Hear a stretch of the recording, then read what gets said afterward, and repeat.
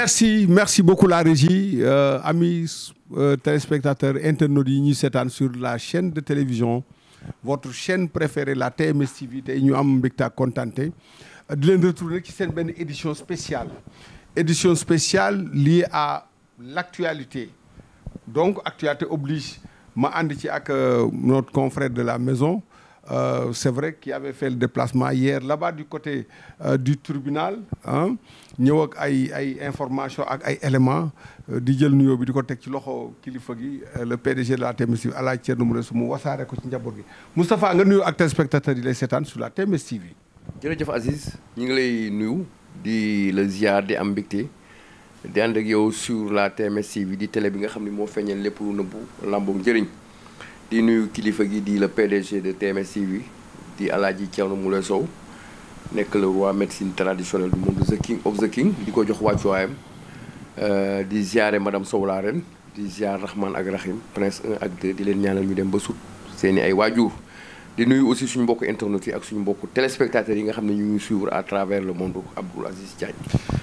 Moustapha actualité bi gis nga ko le fait dominant de l'actualité ce n'est autre que la détention de Ousmane Sonko. Mais surtout, à cela vient s'ajouter la dissolution du parti PASTEF, dirigé par le même Ousmane Sonko. D'abord, dañuy ñëwaat un peu yéen yow mi demoon démb tribunal avec l'équipe de reportage bi ngeen demee démb tribunal ban atmosphère ngeen fa fekk parce que boobu temps defe naa waa ji yóbbooguñ ko. Voilà ban atmosphère ngeen fa fekk démb tribunal. waaw fekk nañ fa atmosphère bu tendu parce que avant mbir mi di jeex ak interview ITV yi ñu doon def gis nañ ni police def na ay arrestation aux alentours du tribunal am na ñu fa jàpp xam naa sûrement c'est des gens qui étaient du côté du PASTEF et qui voulaient manifester pour Ousmane Sonko. Finalement ils ont été interceptés ñu jàpp leen parce que foofu sax même lacrymogène yi benn moment mi ngi doon xeeñ foofu jàpp nañ leen daal ay mot nañ une dizaine jàpp nañ leen mais li ñu gis démb ci tribunal bi démb yéeme na te doy na waar parce que d'ailleurs bi ñu ñëwee gis nañ ay takk der yu baree bari et puis même biñ koy déglu aussi en cours gis nañ presque chaque 30 minutes ay renfort di ñëw là automatiquement man bien vrai que ça ne m'a pas surpris le fait que ñu placé ko sous mandat de dépôt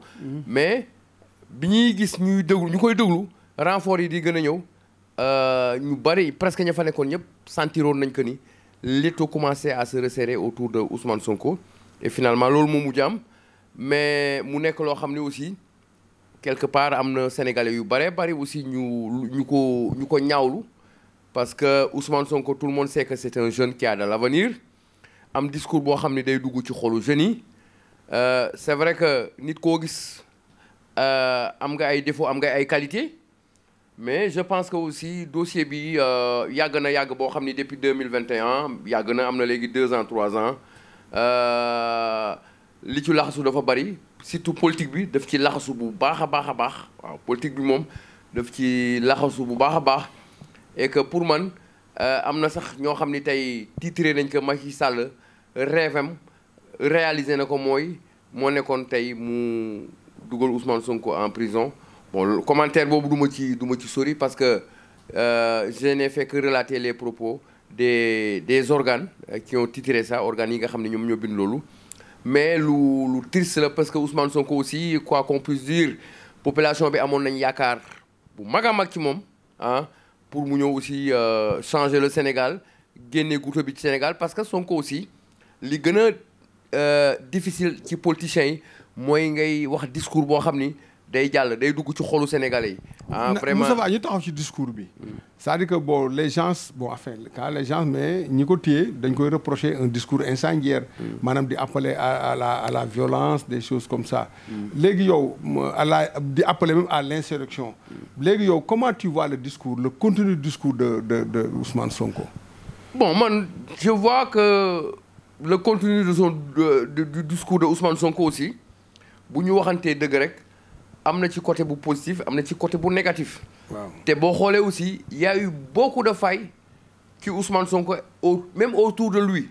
Donc moi je me dis que Ousmane Sonko aussi il n'a pas les hommes à la place qu'il faut vraiment loolu. saa maanaam entourage am daf ko war a oui loolu dafa nekk handicap bu mag a mag. te tout le monde sait que Ousmane Sonko macha allah jàng na am na expérience am na fugu bi am na engagement bi am na détermination bi et puis discours am day jàll mais malheureusement amul ñoo xam ni vraiment dañ koy wër. di ko conseiller loolu daal vraiment ni boo gisee tey lii yëpp daal ko tey loolu aussi bokk na ci par exemple kàddu yi nga xam ni parfois daf koy wasaare et puis muy parce que xam nga politique aussi parfois mënul ñàkk nga sànni ay pic mais xam nga li ñuy wax ni su demee ba déborder rek mën na am ay conséquences que mën na répercuter wu ci sa kaw. Donc je pense que Ousmane Sonko looloo ko dal mais man du ma mës a rafetlu wala may ànd ci le fait que ñu yóbbu ko en prison parce que am na luñ ko ci tuumaal lu bëree bëri ça date de 2021 donc moi la question que je me pose depuis 2021 ba léegi lan moo tax on n'a pas arrêté Ousmane Sonko c'est malheureux doy na waar. ñu bàyyi ba léegi 3 ans après ñu doog ko arrêté. indiwaat ay faits yoo xam ni c'est déclaré mais Moustapha bu ñu taxee tuuti sur le discours des hommes politiques en l'occurrence les opposants parce que on a vu Ablaye Wade dans son temps bon c'est vrai que même s'il n'a pas dit les mêmes propos d'Ousmane Sonko doon na am un discours très musclé. Bon Macky Sall aussi bon hier on a mis des extraits de son discours quand il était dans l'opposition muy wax ne bu buggee def 3e mandat nañ ko fekk foofu. comprendre nga mais pourquoi tey ñoom rek ñu xëy rek affaire ciblé comme ça Ousmane Sonko. ñan xëy ciblé Ousmane Sonko. non c'est-à-dire quand je dis l'État parce que boo gisee. tu parles de l'État. waaw État bi waaw mais loolu kay posé nga question bu am solo parce que Ousmane Sonko ñëpp xam nañ ni élection yi ñi ngi ñëw 6 mois moo ci des te Sonko. tey bu ñu demee 2024 boo doon choisir ñaar yi nga xam ni tey ñooy 2 potentiels candidats yi mën a gagner élection présidentielle yi doo ci génne Ousmane Sonko donc am na ay signes yoo xam ni bu fekkee ni da ngay def une très bonne analyse di bàyyi xel bu baax a baax Ousmane Sonko moom ku ñu jar a bàyyi xel la pour 2024 mën na gagner élection yi. nan lay gagner élection yi moom déjà il est en détention léegi nan lay gagner élection yi léegi su fekkee ne bàyyiwuñ ko génnul nan lay gagner élection yi. voilà là je suis d'accord mais nag attention. parce que bul fàtte ni affaire yi da nga njort ne dañ ko bàyyi. mais bul fàtte affaire yi que am na ay recours te dañu nekk dans un pays de droit. am na ay recours. waaw am na ay appel donc am nañ yaakaar que ni su defee appel gars yi mën nañ ko bàyyi wala.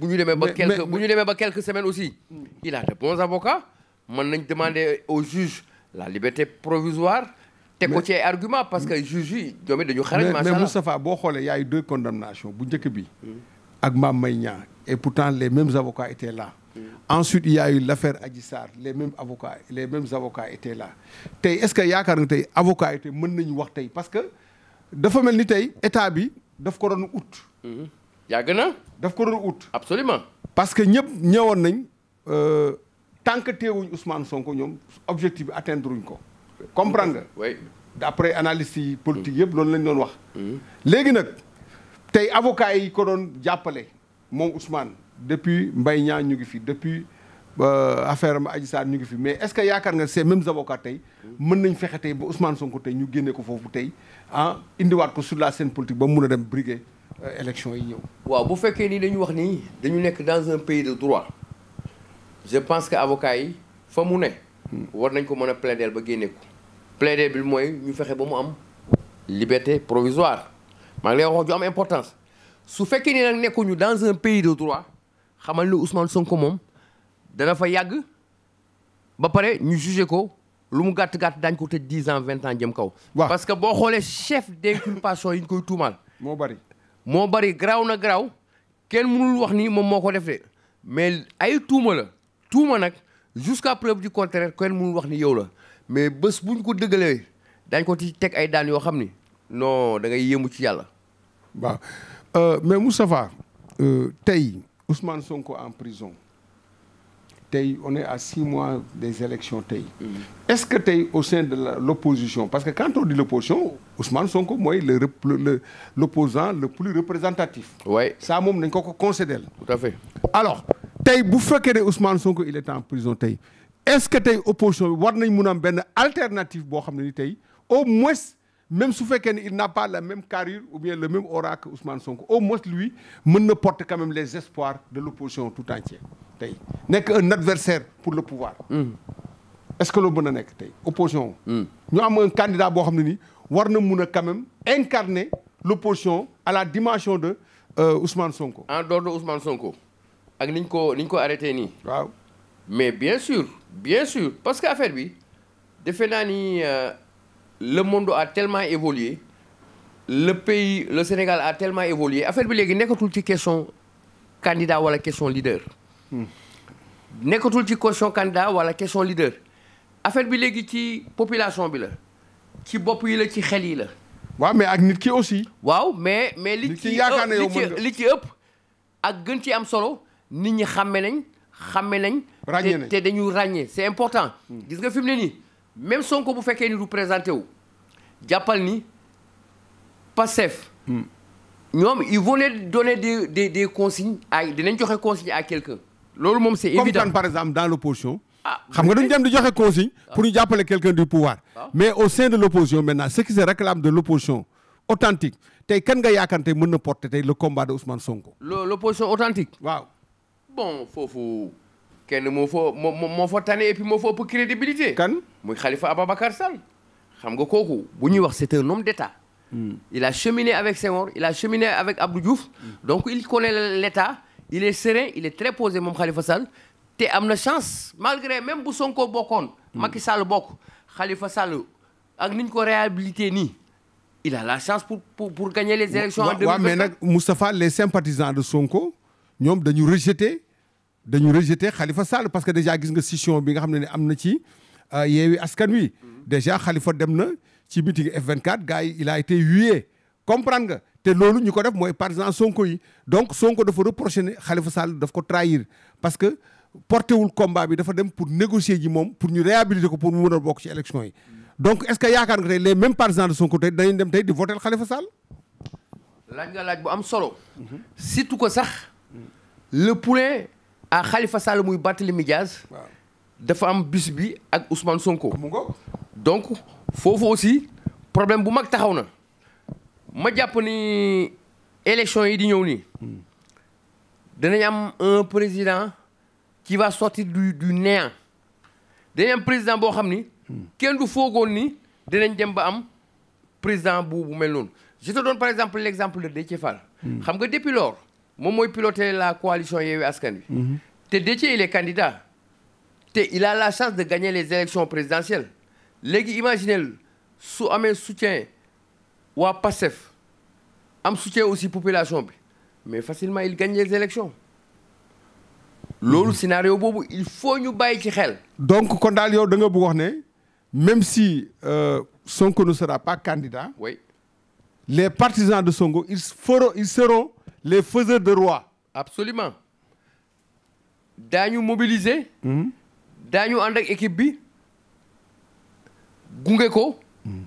ba en principe sax gagner 2024. donc je pense que ku mel ni Déthié Fall ku ñu war a bàyyi xel la. ku ñu war a bàyyi xel la gis nga pourtant ba léegi sax la candidature de Karim Wade ak Khalifa Sall pour man ba léegi wóoragul. lu tax. waaw ba léegi wóoragul. ba léegi wóoragul parce que gars yi ñi ngi ci ay tentation ñi ngi ci ay manœuvres te à l'Assemblée am na quelques réglages yu ñu war a def par rapport ak Karim Wade ak Khalifa Sall ba léegi fi mu ne nii mën nañ leen empêcher duñ nekk. waaw mais yooyu ay mécanismes yu ñu teg en place. waaw moo tax ma ne la mécanisme waaw mécanisme yooyu mën nañ dem ba tollu ci affaire bi foiré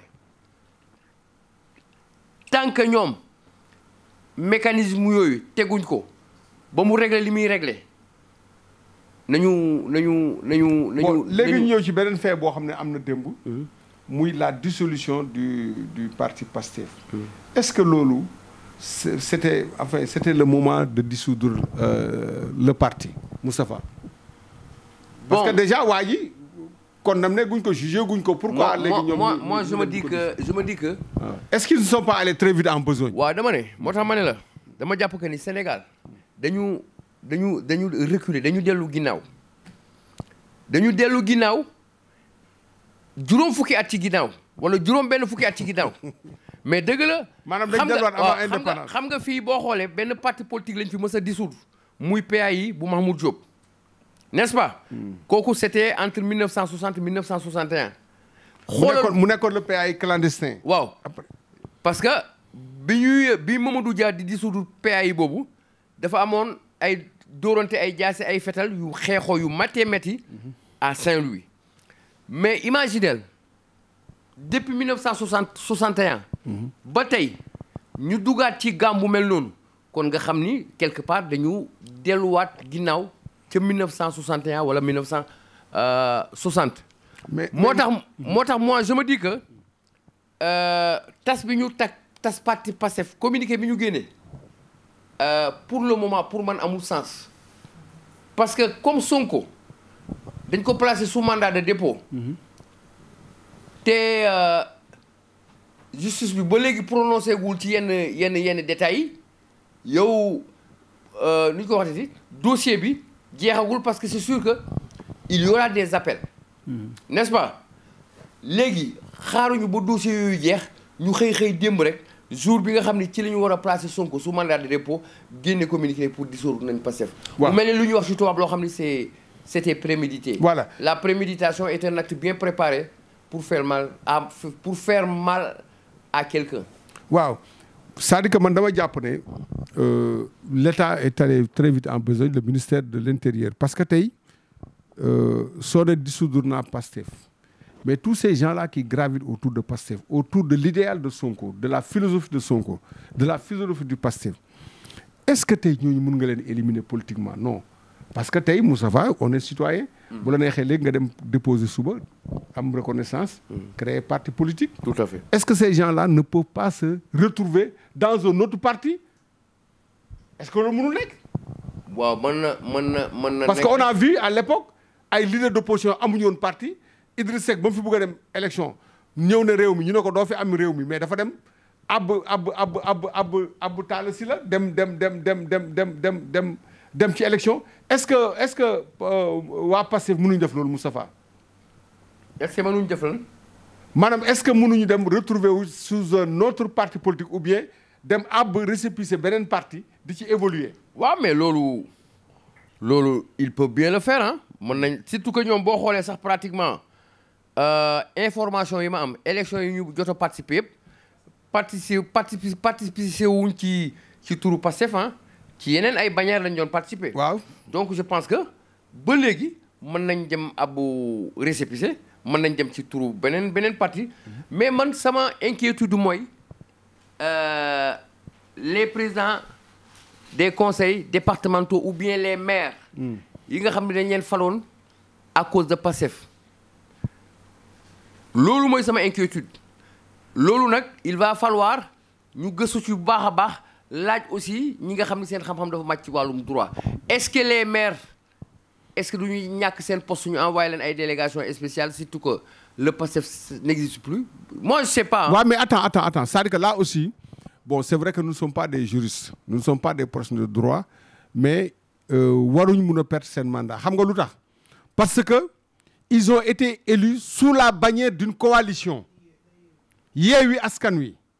donc Yewwi Askan Wi ci bannière boobu lañ demee woon donc on ne peut pas quand même les empêcher de continuer seen mandat alors on me fait signe que le temps est presque arrivé Moustapha nga tàggatoo. waaw amoon mbégte rek ànd ak yow ci édition spéciale bi jëm ci wàllum Ousmane Sonko di ziarat le PDG de TMS TV di am mbégte toujours di ànd ak yow sur la TMS TV. Voilà, merci chers téléspectateurs. Nous reviendrons quand même pour jox leen les rebondissements de ce feuilleton Ousmane Sonko qui est présentement en détention ak l'avenir de Pastef au sein de la classe politique du Sénégal. On vous donne rendez-vous la prochaine fois sur la TMS TV.